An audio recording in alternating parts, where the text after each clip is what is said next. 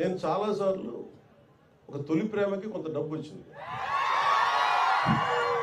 ఎప్పుడు పుస్తకాలు చూసేవాడిని, కానీ నేను కోరుకున్న దానికి ₹1,00,000. మీరు ఊహించుకుంటే నా రెమ్యూనరేషన్ 15 లక్షలు అంటే నేను ₹1,00,000 పుస్తకం, 1,00,000 2 లక్షల పుస్తకాలు కొనుక్కున్నాను.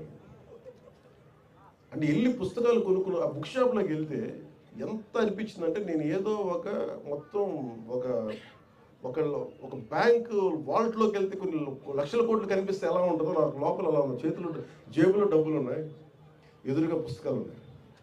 ఒక్కొక్క పుస్తకాన్ని నాకు నచ్చిన పుస్తకం కొనుక్కొని రూమ్లో పెట్టుకొని ఒక 3 రోజులు నిద్రపోలేదు. అది చూస్తా ఉన్నాను, కొంచెం చదువుకుంటా ఉన్నాను, మళ్ళీ ఆ పుస్తకం తీసాను, కక్కుర్తి ఆతృత, ఇది చదివేయాలి, అది చదివేయాలి. అందుకే నేను అంటే ఒక జీవిత కాలంలో కార్ల్ సగాన్ చెప్పినట్టుగా 10,000 పుస్తకాలు చదవగలను ఒక మనిషి. 10,000 పుస్తకాలు చాలా బలంగా చదవగలరు సంపూర్ణంగా. ఆ 10,000 పుస్తకాలు ఎలా చదవాలి అనేది మనం ఒక స్ట్రాటజీతో నిర్ణయించుకోవాలి.